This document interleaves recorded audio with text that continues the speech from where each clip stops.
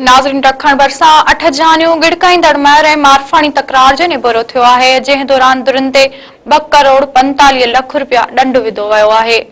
वधीक तफ़सील ॿुधाइण लाइ असां सां टेलीफोन लाइन ते मौजूद आहिनि ज़ुबैर खरूस। जी ज़ुबैर, छा तफ़सील आहिनि?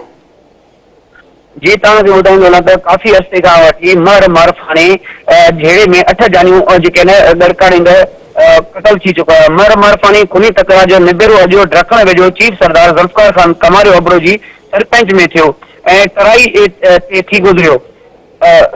फैसले में अॻवान एमएनए गौस बख्श खान महर, एमपीए मोहम्मद शहरियार खान महर, मुश्ताक खान महर ऐं शहबाज मारफाणी दुर तरफ़ां शफ़क़त मुग़ानी डॉक्टर सलीम अबरो जी मशीर तरह शिरकत कई, जॾहिं त फैसले में आगा शिदाउद्दीन खान दूरानी ऐं सरदार ज़ाता नजफ अली खान कमारियो अबरो मौज़ून शिरकत कई।